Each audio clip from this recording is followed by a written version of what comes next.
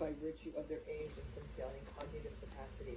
It's really important you do work with an attorney, a social worker, or appropriate advocacy programs in your area, as elder adults are given greater protections against these kinds of abuses, and you may need those third parties to intervene.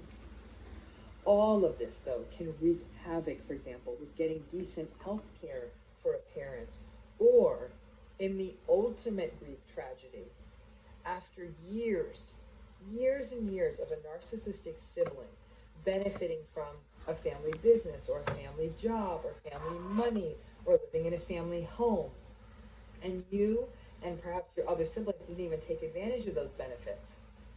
When the rubber meets the road and that parent who's been floating them, or the other adult in the family system who's been floating your sibling for all these years, when that parent or other adult needs care, the narcissistic sibling may have no problem stepping back, pulling you in, or manipulating you with guilt, such as, what a bad daughter, or what a bad son you are, to walk away when they're sick and not help. And obviously, this is terrible. If you're witnessing all of this happen, you're actually quite fond of that parent. You're really angry and full of grief that the parent felt for the manipulations of your narcissistic sibling. And it can also foster a tremendous sense of helplessness, powerlessness, and hopelessness, because you now have to interact with a sibling who may very well be living with or near, or even, God forbid, have power of attorney, to ensure that your parent is getting proper care, because the narcissistic sibling is so egocentric that they actually don't really have that parent's back. It can feel absolutely terrible to cut a sibling out of your life, but sadly, the usual rules of narcissistic relationships of any kind also apply here.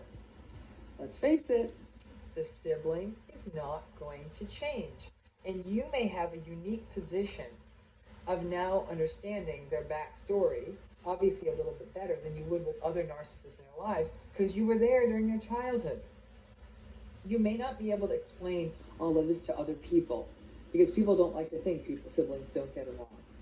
You can't appeal to sentimentality of your sibling and hope that your narcissistic sibling will remember how the two of you like to hunch over your flashlights and tell ghost stories as you attempt to connect with them. And if your narcissistic sibling's groove is all about greed, it's even going to be worse, because they will probably be even more toxic in their quest of getting more of what they feel they're entitled to in a family estate.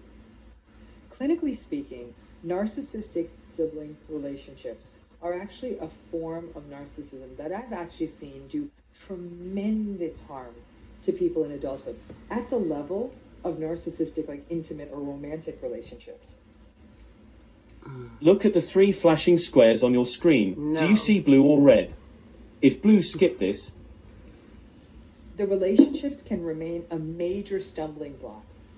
You may hear your sibling's taunting voice into adulthood. Your siblings, all the way into adulthood, may still view you as an incompetent child and reiterate that in how they talk to you or talk about you in adulthood. Your relationship with your narcissistic sibling can also destabilize other relationships you have within the family. And the combination of the narcissist's childish need to be the favorite child, but now it's no longer about who gets to have the biggest piece of cake, but about real adult issues, money, family, healthcare kind of stuff. This can really turn into a toxic space that has major ramifications. I've actually seen many family businesses destroyed because one narcissistic sibling could not play nice, and they had to basically do a fire sale with the business. I have seen people be cut out of their own parents' funeral because the narcissistic sibling scheduled it while the other sibling was still traveling to get there and told them that that was the case.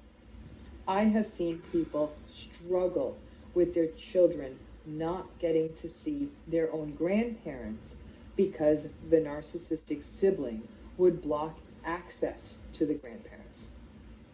I have seen narcissistic siblings pull their family members into shady and even illegal investments or other business opportunities, effectively wiping out life savings of siblings and even parents. The list goes on and on. But even more profound, I have witnessed adults who continue to hear the voice of their narcissistic sibling berating them, voices that likely started in childhood or adolescence. And in this way, the power of the narcissistic sibling is actually comparable to the impact, the devastating impact of the narcissistic parent. And the power of the narcissistic sibling can get more concentrated for people who are actually from smaller families, or who hold on to this concept of family needs to stick together and remain in denial about what their narcissistic sibling is about.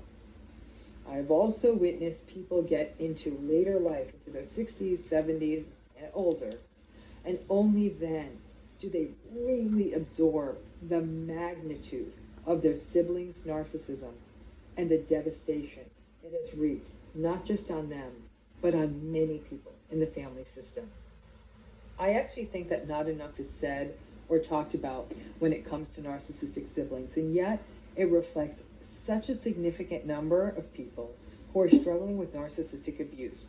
We talk so much about parents that we often don't talk about the piece about siblings, but parents often do predecease us, leaving you going sometimes into older age or even middle age dealing with siblings. For some people, their first exposure to this is when it's a discussion about wills and estates. I'm like, oh my gosh, I had no idea that they were so petty. For other people, it gets known sooner.